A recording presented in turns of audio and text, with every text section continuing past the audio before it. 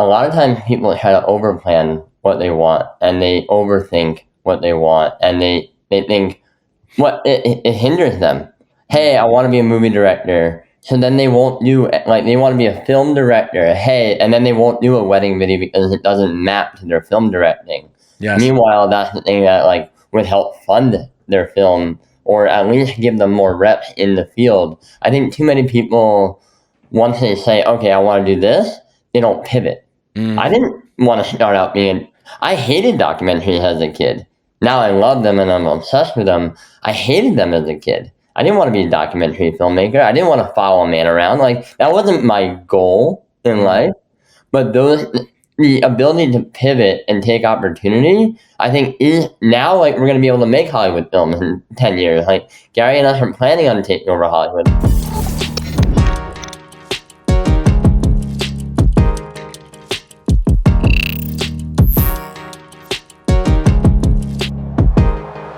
Ladies and gentlemen, welcome back to It's the Bearded Man podcast with your favorite, the world's favorite bearded man, Bobbbaaaay. Each week with our guest episodes, I try to put the spotlight on someone who, in my eyes, has given themselves permission to live a life authentic to them. Our guest today is from Stroudsburg, Pennsylvania. Today, he's the executive creative director for Gary Vaynerchuk, where he spent the last 7+ years ideating, creating, and informing creative for Gary and other brands that they've built. He's also the founder of Made By, a New York City-based luxury fashion brand focused on design and true collaborations with people and brands. Make something made by. Today on the podcast, the one, the only, D-Rock. There he is, baby. How we doing? Hi, my mom would be pumped. Thank you. I appreciate that. It means a lot. Thank you for having me. Bro, absolute honor. I want to give you some context as we get into this conversation today. Two things. One is we briefly met through Clubhouse earlier this year, and I was telling you the story of how you remember this. I was a full-time Uber driver, and I was pumping your guys' content, Daily V, the podcast you were putting out, like 2016 through 2018. The content you were creating was so crucial for my early creative career. And I mean, there are many people that have played a role in getting me to where I am today, but I'd say Gary and the stuff that you were making with him and Babin, of course, just the utmost appreciation and gratitude for everything that you guys put out, because I think who I am today is a product of the mindset and the content that you guys have put out during that era. And still to this day, I consume it, but those were the most pivotal years in forming and shaping my mind to not care about the numbers, not care what people think, do it because you actually want to do it, believe in yourself. Like, everything that you guys preached over those, especially that time frame, it became to my lifestyle. So first off, I want to say thank you, because I just wouldn't be where I am today without everything that you created with him over these last couple of years. It means a lot, man. Listen, I'm like kind of tearing up a little bit. You brought back a lot of like really good nostalgic memories, like Babin. Like, I miss that dude. I'm so pumped for him. He's worked with Hassan Minaj, like really like creating like really incredible content. Brings me back to like Andy and me and Tyler being at the office until like 10:30 at night, 11:30, 12. Like, really just like open up a bottle of wine and just like grinding all night. And it's funny, like, the only reason I'm here is because I watched a video of Will Smith when I was a kid, and it was a mashup video of like all these like motivational things that he said. And I was like, I watched that video probably like once a week or every day almost, like just to kind of get myself motivated to do something. But then the other part that like you're kind of brushing by is like, you put in so much work. It's not like you heard that stuff and didn't do anything. You took that and then you did something with it. And I think a lot of people miss that. And I'm proud of you. And I think hopefully we can inspire more people to do that. You know? And I always said, like, if I could make one video like the Will Smith one, I would be happy. And honestly, if you ask me today, I could die a happy man right now. Everything else that we do is gravy. Everything else we do is just going to be fun. And that's why it's so easy, you know? I can only speak on my behalf, but you've made the Will Smith video time over time again with everything that you have done. And I know that I am speaking of just one, but I know for a fact there are hundreds of thousands, if not millions. There are people, and I know you probably get DMs and people, you know, that pull you from a side, but the content that you guys have created is so important. And one thing that you guys have preached over the years was like, you don't know what could happen from following this idea. And so I start podcasting, drive Uber for 19,002 rides. I meet a guest by the name of Brandon Cohen, who founded this company called Liquid IV. A year later, I get hired by him.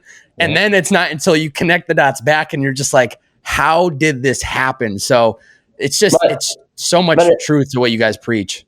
Yeah. And also, like, honestly, we made everything for one person. Meaning, like, that people are so confused of like, oh, I want to get a ton of followers. I want to build up like a ton of like a big audience. I can do whatever I want with it, live off my own terms and do whatever I want. Well, what people are misunderstanding, like, you only need to impact one person. And like, honestly, if like you're not good with yourself, you should like really work on that too, Yes. And I think too many people in the world of social media, in the world of followers, in the world of clout, I think too many people focus on how do I get more views versus how do I build a better community? I always tell people, if you have 1,000 followers, if you have 20,000 followers, you are filling up Madison Square Garden. It's a lot. You're like, if you have 100 followers, imagine yourself in an empty room with 100 people. That would be a lot of people. Yeah. And like, too many people go, oh, I need 100,000 or 1 million followers. I'm like, no, you need to focus in on your 100 to 20,000 people that are following you. Yeah. Like, you and I have not really talked until just now. Yeah. But now that we've talked, this is going to be a friendship that we have for a long time. You get it? Well, like that. Yeah. Like, I'm going to see you and we're going to hug and it's going to be like, I know you. And like, that's how it is. I can't wait for that. No, but I mean, like, I've been around it too much now for the last 8 years, being with Gary, of like, hey, kids like you and me are now going to become the establishment, Yeah. Like, so many people have DM'd me and emailed me like, hey, quit my job, start this thing, now I work at Sony. Hey, do this, now I work here. Like, we forget that we grow up. And like, the entire generation that watch the Gary Vee thing is going to be the next layer of entrepreneurship. Yeah. And that's where it gets really fun. We're like putting in the work, building equity with people, doing the right thing. Yeah. Focusing in on that community is like the number one thing that I would tell you. Like that, like, I don't know how many listeners you have on this, if it's 10 to 5,000, 10,000, 100,000, whatever it is, man. As long as you're speaking the truth to them and like really trying to help them and like really going deep with them and understanding what they care about, I think that's where, empathy is empathy, right? Like Gary's wine brand. Yeah. It is what it is. Like, caring about people will always matter in the end. Yeah. I think something that I realized, two things I want to say, something that I realized about my story very early on was quality over quantity. Mm-hmm. So the amount of incredible people that I've met in the last 5 years since starting my creative career in podcasting, I mean, just some of the biggest movers and shakers within their own lanes. And I'm not the guy with hundreds of thousands of followers, but I've been able to find a way to navigate doing it for the right reasons, having good intent, being a good person, trying to give value when I could. And also to say, you had mentioned like, if you're somebody with 100 followers versus 100,000 followers, it's actually what I've learned across this journey, right? I'm somebody that's been creating for 5+ years, might have less than 6,000 followers on Instagram. So people immediately go, you've been doing it for so long, but like, what's the point? Why do you keep doing it if you haven't hit tens of hundreds of thousands of followers? I've always looked at it as like, the longer that I'm slept on, quote unquote, or not having all this attention, the more prepared I'm going to be for if the attention came, right? If I had popped off that second episode, I wouldn't know what to do. I would be like, all this attention, all these opportunities. I just started podcasting. I don't even know how to run my own show. Now it's like I'm in a place where I can sit down with Zuckerberg. I could sit down with Gary. I can sit down with Elon Musk, and I'm ready for it. So, well, you put in the reps. Yes. And it's like, life is very, very basic. And I think I've learned a lot, of course, filming, editing Gary Vee videos. Like, I was learning too. I'm still learning. Mental, like who I am, what I'm good at, self-awareness, all that stuff. And I think people just need to put in the work. Listen, it's very easy for me to say this because now I've been with Gary 8 years. Gary also made content for 5.5 years before me. And like Gary had like 20,000 hours on Instagram when I first met him. He had 1 million on Twitter, but like he had, 20,000 hours on YouTube. He had done it for 5 years. Like that's not a lot if you think about 5 years. And like, now listen, he did it by himself. Now that he had a team, he was able to scale it. And I think he only got to where he was because he did so much on his own to build in and put in the reps. Yeah. You got to really want it to then be able to get through that tough process of like in the trenches. Exactly. And also like people laughed at us when we did Daily V. People were like, you guys are so crazy. Like document, like it's so like the amount of time we would walk into a restaurant or a place and be like, this is weird. Like, and me and Gary like looked at each other like, we gotta just keep going. Like we gotta keep doing it. Like even though it felt weird socially. I'm a giant man following Gary behind with a camera everywhere. Yeah. And like that is a weird stigma, and like it was very weird in 2015, 2016 when we started. What's crazy is you created a movement, right? Like you've created where people go, I need to get my D-Rock. When I was about year 2 in my podcast career, I moved out to LA. I found a young videographer by the name of Kirk, and he was just like hungry, wanting to work. And he became my D-Rock. Like he would follow me around. We'd shoot pieces. We shoot BTS of all these guests coming in. So I think it's a tip to hat to you because I think you were the original one that came up with that concept. Like Gary, let me just follow you. And I think he was a little bit of resistance at first of like, I don't want a camera guy following me around, but you stepped out and you created like your own lane, which then has rippled, and you're going to see this. I mean, I've been saying it to every entrepreneur I've ever met in the last 3 years. You need to find a D-Rock. You need to find somebody that's going to follow you, document you, and start making content around everything you're doing. And it's going to be, you're almost like shooting a mini doc every single day. And that content is going to be so valuable. But back then when you guys had started, nobody else was doing that. So it's a great example of, thinking of an idea, nobody else is doing it, but like, let's just go and see how this works out.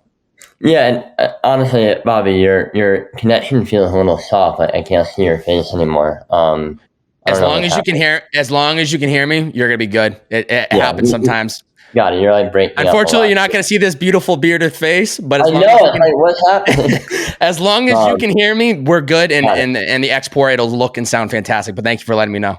Yeah, cool. So yeah, I mean, thank you, and I appreciate it. Listen, I think I don't want to like downplay Gary because I think he was very supportive of it. But at first, he was like, it was weird. Like Casey Neistat started blogging every day. And he had done it for himself. He was the creative. He was the maker. He edited it. He polished it. It was his, so he knew the output every time.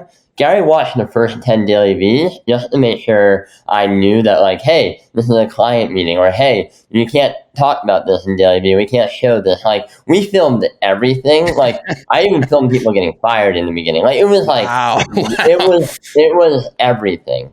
And so, like, we went through our own learning process. But I think what Gary, the first Daily V was Gary saying, no, I just showed up at his next meeting, and that was Daily V1.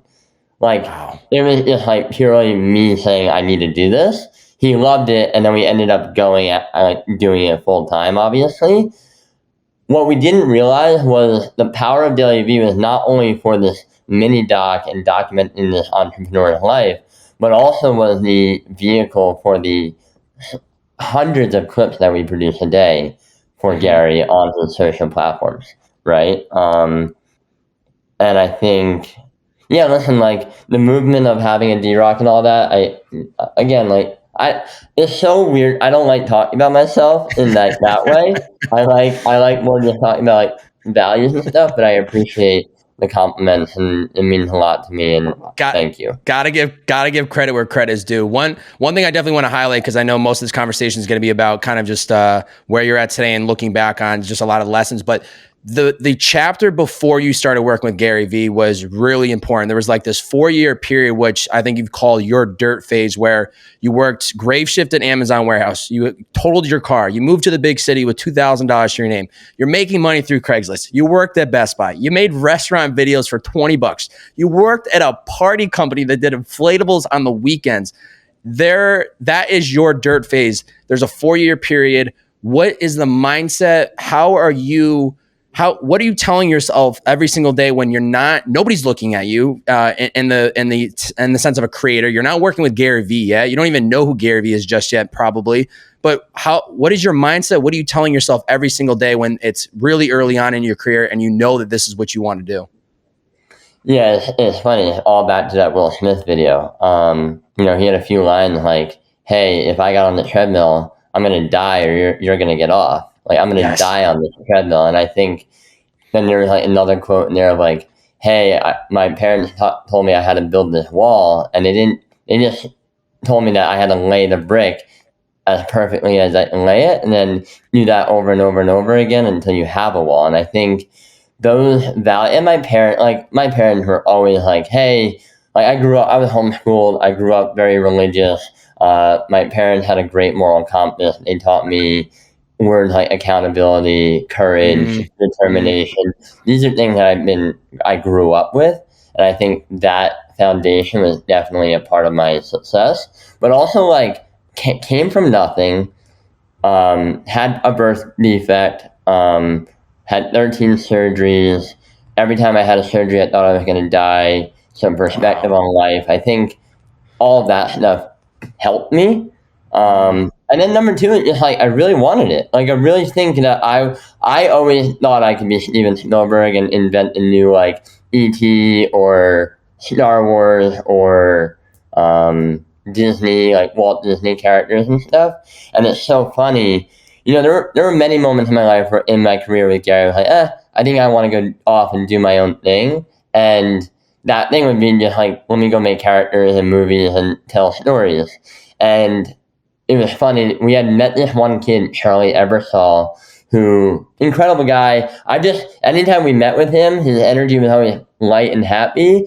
And I remember him saying, "Hey, I want to build the next Walt Disney." And then Gary kind of was like, "That's kind of like what I want to do." And ever since that conversation, I was like, "Yeah, but that's what I want to do." And so like having that, and I was like, wait a minute, like eventually we're going to buy Cocoa Puffs and make cool like animation films about it. We did not know that VFriends and NFTs were going to be a big thing. Like that just came out of nowhere. And like, honestly, it makes all the sense in the world. And that's why I'm with Gary for the long haul. Like, I think that we have the storytelling capabilities in order to make the next biggest cartoons and IP in the world. And that's what I want to do, Yeah. There's no doubt in my mind, just at which the speed of the way you guys operate, and when ideas come, it's very easy. It's very clear to me that the infrastructure is there to move quickly, just as quickly as VFriends rolled out, and that's still a world that I'm learning, and I'm waiting till sometime this year where I can start bringing on people that operate in that space, so I can start sharing it with the world. But just and honestly, I want to just like cut in real quick because I didn't really fully answer your question. Honestly, it was a lot of reflection. I'm very emotional. Inside of myself, I'm critiquing myself all the time. In the beginning, when it was just myself, I was judging myself a lot, beating myself up. But now that I've like matured and learned a lot through Gary, I've like really gotten to this place where it's like, wait a minute, you're allowed to fail. You're allowed to be not hard on yourself. You shouldn't beat yourself up. But I will say that it fueled me to get to where I was. The constant, hey, can I do this? Can I get to the next place? Am I good enough? Who's ahead of me? Paying attention to everything around you and yourself was kind of like what the catalyst to kind of get me to where I am today. And then obviously as you look at you, what you said of like, hey, now I can do Zuckerberg, now I can interview Gary, is because again, you put in so many reps. Like I was editing videos just for the sake of editing videos. Like so many people were like, yeah, but I don't have footage. I'm like, just go on YouTube and download anything. I know. and just edit stuff together, learn how to tell stories, and like it's so out there if you want it. And I just had that mindset. Like I knew that it was possible because again, we grew up in such a time where the internet was a thing, digital video and platform where you share whatever you want to share was a thing. Now you just need to put in the reps, you know? Yeah. I think that's what it comes down to, is that's how you know if it's something you really want to do, is like, you know, it's going to be a lot of work. You know, it's going to be a lot of trial and error. You understand that maybe nobody is watching you or listening to what you have to say, but there's this inner fire that just tells you to just keep going, that you don't know where this thing's going to take you. Like, to me, when I thought of the idea of starting the podcast, there were a lot of things that aligned in my life. And honestly, I felt like what my back was against the wall. There was no other option but to start this thing. And I had to navigate how to fund it and how to pay bills. And just like, we all have our own story and our own, hurdles that we have along the way. But I think that's the key, is like, you have to listen for that inner voice that's saying like, this is what you're supposed to do. And even though people around you might be questioning, why are you doing it? How is this going to work out? How are you going to make money? There's just that inner belief that you have to go, I know what I want to do. I need to do it. And as long as you're consistent with it, I truly believe that you will find a way to navigate and find a way to make a career and make a living out of it. 1,000%. And honestly, I think about what you just said is like, that's a lot of that is auditing your time. Your time of what you're doing. Like me, I did not do anything. I did nothing but worked. And I had a girlfriend at the time. We would hang out on the weekends occasionally if I was not working. But I didn't go out. I didn't hang. I didn't do any. I didn't go to movies. I didn't buy clothes. Like, this is 8 years later. Like, I would say last year was like the first year I really bought clothes for myself. Of like, oh, I actually can like now buy things that I look good in. Versus like what I would do is like always go to discount rats, always fucking just buy whatever I could in order to just somewhat have something, wear hoodies and jeans. Now like I literally just started investing in myself, but so many people, as soon as they get $1, spend it. And like what I love about Gary, why there's so many reasons, but the one reason that I love about him the most is him and I will sit on an airport floor and eat dirt. Like tomorrow, him and I will be at an airport and we can just sit down on the floor and be fine. So humble. We're like a lot of people get fancy so quick. They need the lounges, they need the espresso. Like it's just so. I came from nothing, so I know the value of $1. Yeah. I think if you're on this journey of like, hey, I want to make it, learn the value of $1. Like truly learn the value of $1 and have better perspective on your world. Went to Africa with Gary for Pencils and Promise, this charity thing. Those kids are smiling, man, and they're happy and they have nothing. And I just think that if you can get to that place internally where like if you're happy with nothing, then everything else is great. Because then I go to my sink right now and I have water. Today I have no hot water in my apartment because they're fixing a building, but I still have clean water to drink. Yeah. And like that, if you can really get there, like really, really go within yourself, if you can understand that, then I think everything else, again, made the one video that changed one person's life, I can die tomorrow and be happy because the impact of that has is so much greater than one person. Yeah. Well, what I'm hearing from you, because I've been down a similar path where pretty much the first 3 years of my career there was no balance. It was work, save every dollar. If I spent any money, it was towards my career.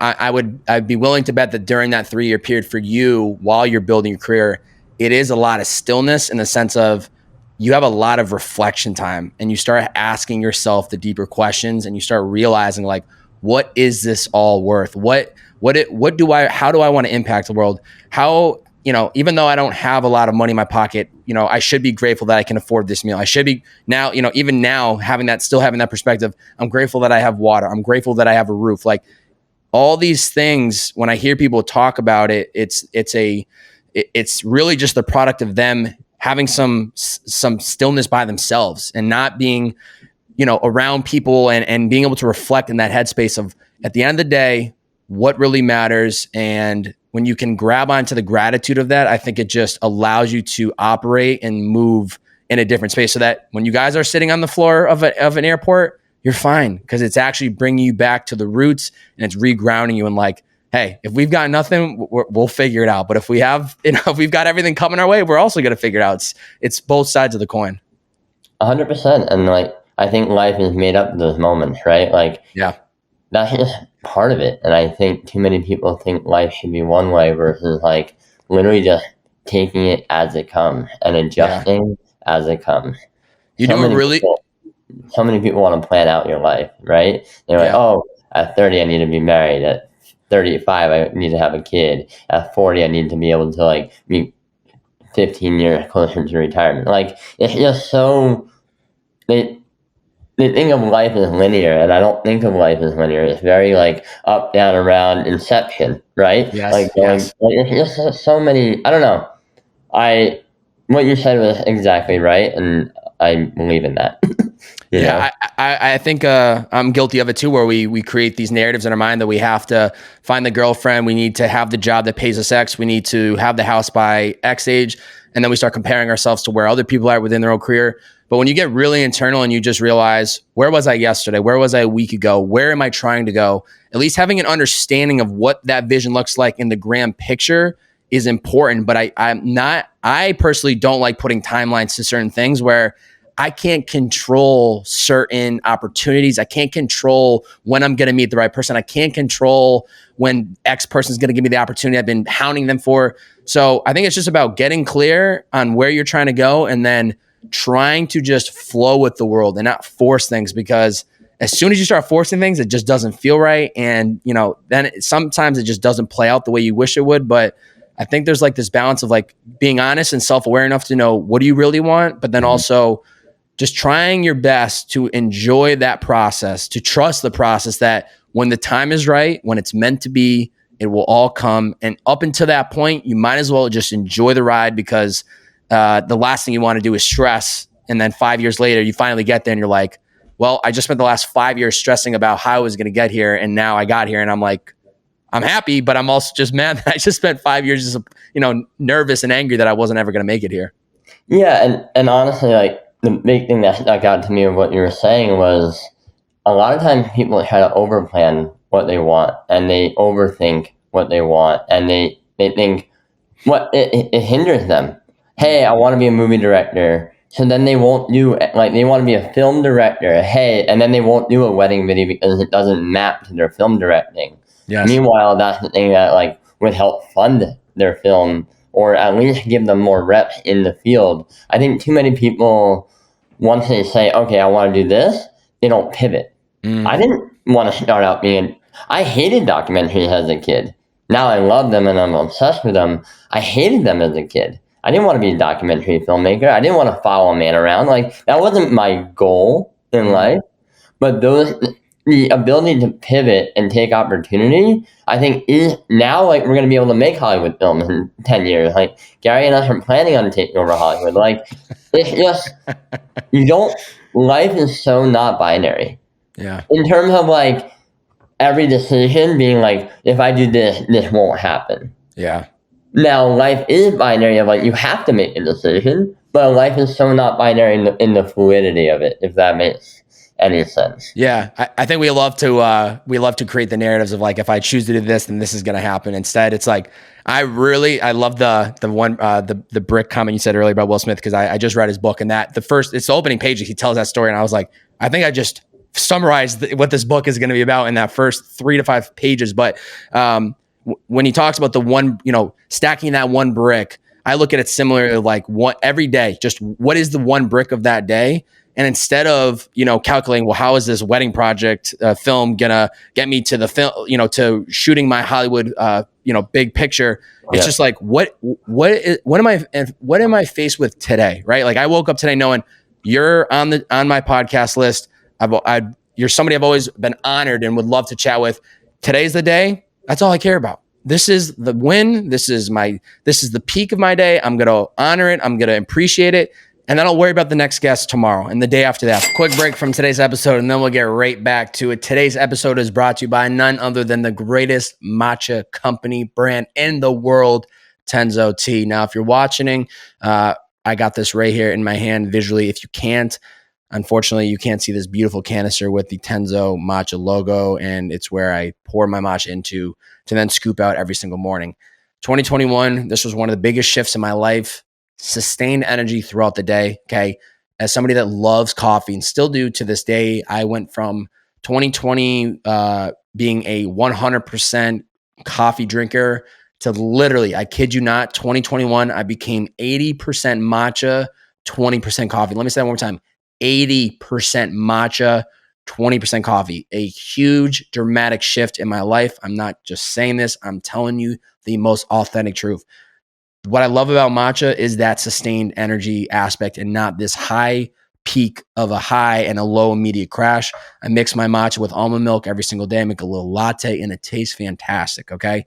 64% of American adults drink coffee every day and pay the price with dehydration, jitters, anxiety, headaches. Switching out the morning coffee for matcha helps us stay level-headed, focused, and avoid the coffee crash. Tenzo matcha contains natural caffeine and L-theanine that helps keep you energized and focused like a Zen monk. You can head to tenzot.co, use my promo code TheBeardedMan, all one word, for 25% off your order. I'm telling you right now, this stuff is an absolute game changer. I use it in the morning. I use it sometimes before I'm about to go out. If I need a little extra kick, a little extra kick to my day. It's just such a game changer. And I think you're going to start seeing people wanting to try it more moving forward. Each scoop has 36 milligrams of caffeine. So you're getting a lot of caffeine and it's unbelievably delicious. I signed up for the monthly subscription, so I don't have to worry about ordering it. It shows up in my doorstep every single day, mix it in with a little bit of almond milk, and I am ready to fire it up every single day. So please do yourself a favor. If you're looking to reach your potential, if you're looking to have sustained energy throughout the day, if you are looking to utilize the best 24 hours of your day, you need to add in Tenzo Tea Matcha into your daily routine. Once again, head over to tenzot.co. Use my promo code TheBeardedMan, all one word, for 25% off your order. You're going to thank me.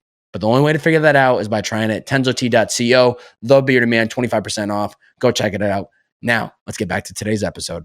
It's really just about focusing on the day in front of you, not getting stressed and worried about how are all these dots going to connect you to where you're supposed to be. Like I said earlier, I didn't know I was going to start a podcast, meet a lot of great people, meet the founder of a company, get hired. It's not until I look back on it and go, this is how it all worked out. But if I was stressed about it in the beginning, I never would have made it this far because I probably would have just gave up and said, this isn't going to work out because I'm not seeing anything today. 1,000%. And that perspective honestly only comes from doing the reps. Yeah. Like we talked about earlier, right? Yeah. I want to read that book. I haven't read his book yet. But I did just finish Essentialism. So good. I forgot the second book's name, and then I went to Atomic Habits. Oh, I haven't read Atomic Habits. Essentialism, Greg McCone. Wow, that's a beautiful book. Less but better. That solved a lot of problems for me. It decluttering your life and prioritizing yourself, and really understanding, hey, in order to get to the next place, you really got to audit yourself and really declutter yourself. Yeah. Helped me. And then Atomic Habits was about when you said, hey, what do I want to really accomplish today? And how do I stack habits? For me, I feel like I was full of shit for the last 3 years on some of the side project stuff that I wanted to do. You gotta throw ideas at the wall though, right? What? You got to throw ideas at the wall, though, to see what works, though, right? 100%. And honestly, it's all part of the process. But I think as you develop and grow, and as time is passing by, you're like, okay, I got to really take action on this. And I think one of the most beautiful things about the V Friends project was Gary just took 2 weeks. We went and sat in Malibu and he drew everything. And as soon as he got it done, he knew it wasn't perfect, but he knew he wanted to get it out. And because he got it out at a certain time that he did, in the peak of NFT coming out, the project worked. And I think so many people I even said to him, hey, these don't look good. We should redesign them. He's like, no, I want to put these out how they are. And he's like, okay. And then that works. And I think too many people overcomplicate it and try to make it perfect. And a lot of times this is not a let's make it perfect. It's let's get it out and see what we can learn from it, you know? Yes. Get it to the 80% where you feel comfortable with, put it out there to the world, whatever it might be, and then learn from it. Cause you're that, and that's something I want to talk to you about today because, I think it was in a pod that you were on in November 21. So a couple months ago, you had talked, the quote you had said that really resonated with me because I'm a creature of it is structuring yourself to be creative is a hack. And and obviously you're a creator, so that's a big part of today's conversation. But I think that is so true for anything else is like when you build structure into your day, that's the hack. You're not allowing time to like, I'm going to start page 1 of this book and start writing. And then like 3 hours goes by and you haven't dialed in on, writing the 10 pages that you want to write the day. So how has structuring been important for you? Yeah. So it's funny. I was a decent editor and a videographer, and I don't think I'm actually the best videographer or editor in the world. I really don't. I don't think my skills are there. I think what I am good at is I've learned how to, Gary broke me. I always say that Gary broke me. He wanted it to be fast. I wanted it to look good.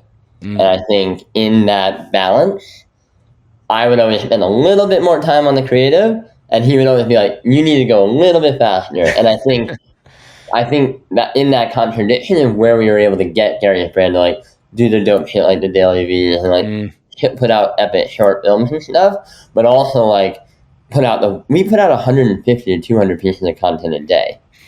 So in a world where you have to get as much content out as possible, there is no time to overthink. Yes. And I think, listen, 6.5 years of my life was that. It was grind, put out as much as you fucking can, bleed out of your eyes, and let's go. And I think COVID, I'm grateful for COVID, unfortunately, for all the people that had all their health issues and everything. I'm sorry, but for me, COVID was very good because it kind of gave me a break to go within myself more. And honestly, the last year has been the least productive of my career. And, Gary and I have talked about it a lot. And it's bro, I don't really care because you've been such a hard worker over the last 7 years that it's fine if you had a somewhat off year. Let's just get back on the horse again this year.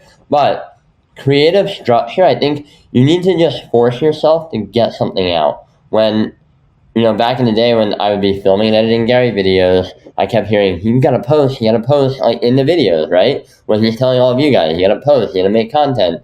So I started doing that, and for me, I would fall off. I'd be like, oh, I didn't post today. So then what I did was put an alarm in my phone and made sure I put out something at 8 a.m. every morning for a year straight. Yeah. And that helped me build my brand, And I think that is structure.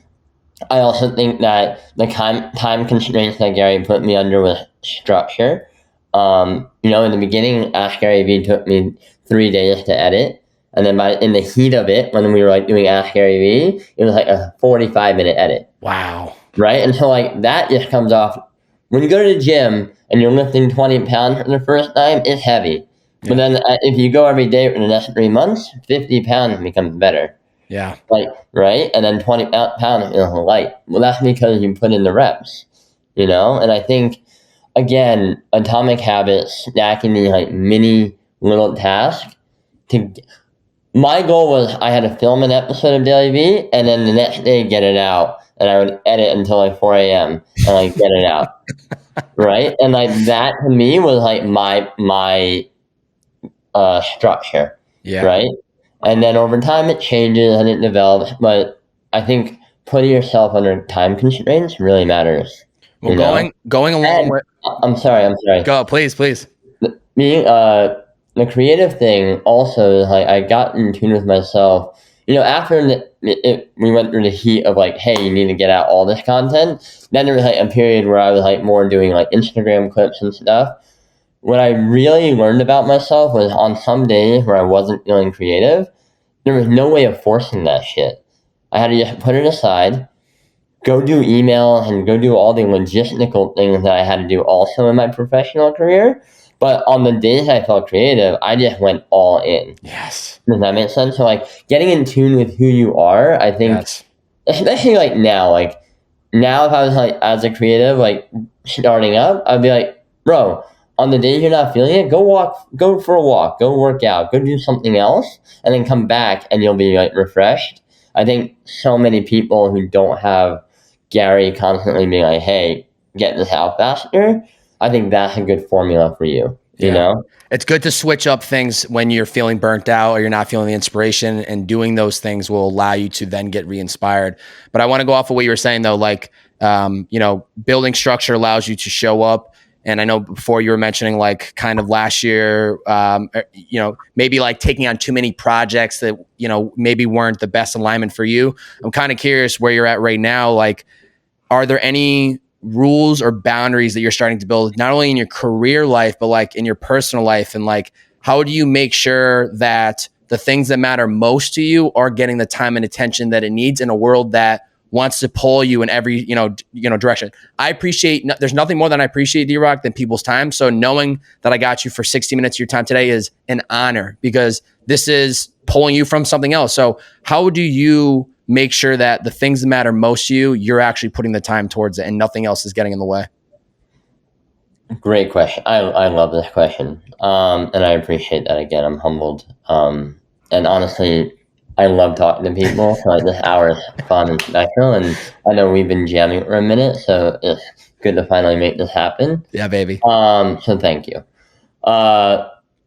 Just truly auditing yourself. And I know I'm repeating myself, but like, if you want something, you have to work for it and you have to set yourself up. Like, I don't hang out with a lot of people. I'm very selective with my circle, and a lot of them are people that are doing things as well. And like, if we are hanging out together, we're talking about how to improve that, and then we're talking about how to build on each other, how to like help each other, what we're going through. Like, constantly auditing who you're with and what you're doing with your time. And honestly, man, like, I'm going to be very vulnerable. I'm always going through that process. I am not perfect. I am still trying to figure out where to prioritize, what to work on. I'm still trying to do that after like, even though I'm like 8 years, we've done all this thing, like, I'm growing up. I'm auditing like what I want to value and like what I want to accomplish. And honestly, like right now, like I even have it on my wallpaper. Let me see if I want to just show you real quick. Please. This I have. Oh, wow, that's great. And honestly, write 3 sentences of your book, design something for Made by, hit the unlock button, meditate for a minute, work out twice, and then drink a gallon of water. I love that. Right. And so like that seems very basic, but those are things that are important to me on my everyday for my personal self that I now do.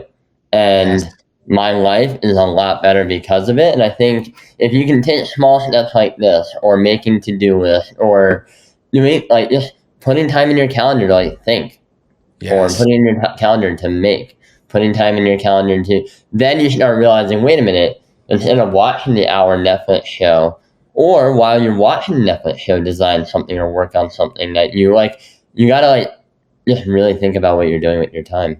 Yeah. And a lot of people are either complaining with their time, for lack of a better term, jerking off with their time, or just like wasting it.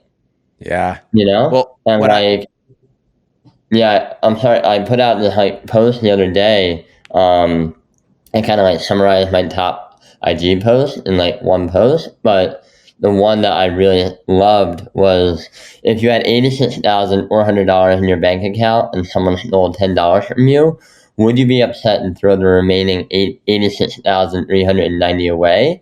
And the answer is no, because if we have 86,400 seconds each day, don't let a negative 10 seconds ruin your entire day.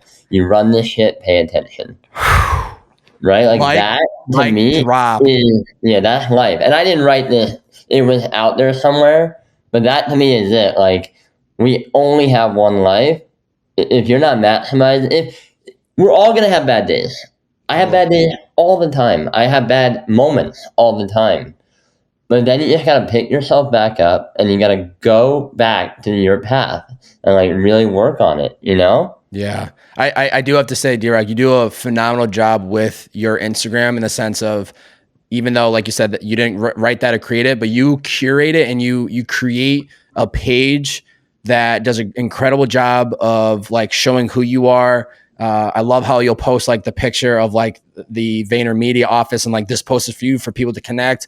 Then you're sharing out content like that helps change people's mindsets. I think you do a really good job of curating who you've become and the mindset you've developed based on the crew that you work with every single day, that people seeing it don't have these people around them to help encourage them and motivate them. And there's been days that I've seen your stuff, man, and it really, it's unbelievable how it can just take that 10 seconds.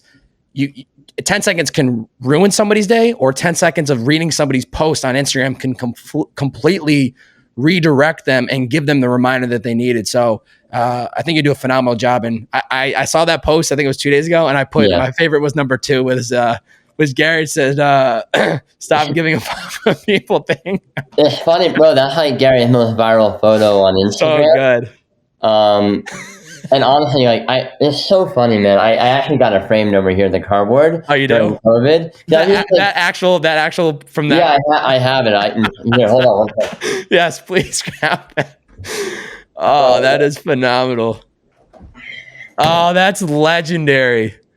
Because to me, I was like, wow. Hold on one second. Yes, please. To me, that was so like just a moment for me because, listen, we're trying to make content that is obviously seen. Like we're not like over here like, oh, we don't care about like we're not like not calculated about things. So we're always trying to break the feed and get attention. Yeah. I had seen dude with a sign do this stuff, and I'm like, bro, like we need to do this. And he's like, no. I'm like, bro, just like walk outside with me. He was on a call, so he's on a call in this photo. And I was like, bro, put on your sunglasses. And he's like, what are you doing? I'm like, just do it. We do it, and it's his most liked photo on Instagram. So to me, it was just like another like moment of me like pressuring him to do something, and it worked out. But what I will say is like, what were we talking right before that? Bro, Instagram. Let's go back. Yes. Remember I said earlier in the interview, I was like, hey, like, back in the day when I started posting, I had to put an alarm in my phone. Yes. The biggest lesson I learned from that was the days I was like really feeling it and like wrote something like really powerful and this is gonna like motivate them, ended up being not the thing that worked out the best. It was always the days where I didn't want to post and I had to think about what do they want to hear? Not what do I want to say, what do they want to hear? And those were the days I put out the best stuff because I didn't think about it for myself. And so that's where like a lot of my Instagram behavior went. It was like, how do I bring value to them? And I think that mindset really helped me, as well as if you told me that I could go right now and Steven Spielberg had an Instagram account all the years that he was coming through the process of becoming who he was, and you saw like the bad moment where he broke his clavicle like I did last summer. If you saw like him like writing something like really motivational, that would inspire people so heavily. So for me, this is a journal, this is a diary. My Instagram had a diary, moments of my life that I want people to pay attention to in 10, 20 years. I want people to go back and be like, wait a minute, he broke his arm, he's having a low time, he readjusted and he picked himself back up. Like that. Yeah. Oh, he wanted like he just wanted to spew these like ideas out, and he just like people do too many things for validation and they don't do enough for the long-term vision, if that makes sense. Totally. What I'm also hearing though is not only did you show up and listen and realize what do they want to hear? What do they want to hear? Not what do I want to say, but also props to you for showing up on the days when you don't want to do it, because those are the days that stack up over time. There's going to be days when you feel great and you want to share and do the thing that you told yourself you're going to do. And then there are going to be the days where you don't want to show up. Those days are more important than the days that you do feel good to show up, because those are going to be the defining moments that really build the momentum and allow you to get to the place that you want to get to. Yeah, and as cold as this sounds, you're in this alone. Nobody cares. Truth. I think the most liberating thing that Gary's ever said to me was literally nobody cares. Yeah. And I think if you can get into that mindset, like I make content, my living was making content for Gary Vee. there are videos and things about Gary that I have no idea that he said that are out there. If my job is making content for Gary Vee, and I don't know every single piece of content that Gary's put out, how the fuck do you think that someone's supposed to care about what you post on Instagram? And I think that, to me, became the biggest help. Cool, I truly have to just do this for myself. Yeah. You know, and I think if you can get there, it's liberating, man. There's no pressure.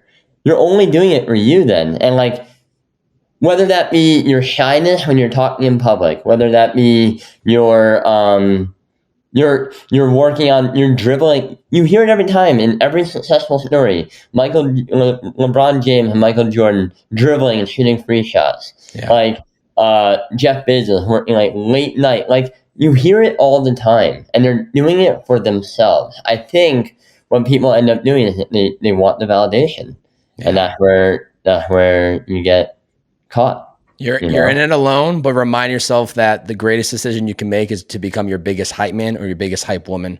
And when you become that biggest hype man or hype woman, you never need anybody else except yourself, which makes all the difference. But don't be delusional. Agreed. I completely agree. You know, be realistic. Like, be self-aware. I think, and now listen, you can be delusional in terms of like, hey, these are the dreams I have. Let that be a North Star. Let that be motivating to you. Let that be your motivation. But don't say, hey, I'm going to be the greatest public speaker, and you're not doing podcasts for free every day. Yeah, totally. And not putting out the reps. Get real about what you need to do in the day-to-day that's going to actually stack up and put in those actual reps. We're going to get into the final 5 questions. These can be answered in one word or one sentence if possible. And if you got to say a little bit more than one sentence, of course, the mic is yours, D-Rock. So please. I guess I've been ranting a little bit, so I apologize. Keep it going. I love it. I'm here for it, brother. Question number 1. How can people learn to give themselves permission to follow their interests and ideas? I think this plays back into the last one of like, if you want it, you got to like really just spend time on it. And I think what too many people do is they do something and they're like, this is what I want to do. And then once they realize it's not what they want to do, they keep going because they think they have to. I think pivot, readjust, reprioritize. I think that's been internally, like, even I'll probably tweet that after this interview. Just because like it's so important. It's like, you got to just always reprioritize. Yes. And I think that's in your creative, in your career, in your personal life, everything. Yes, I completely agree. It's all seasons of life. Just be aware of what you're going through at this moment in time. Every day. Question number 2. If you could go back and tell yourself one piece of advice at any point of your life, what would it be and when?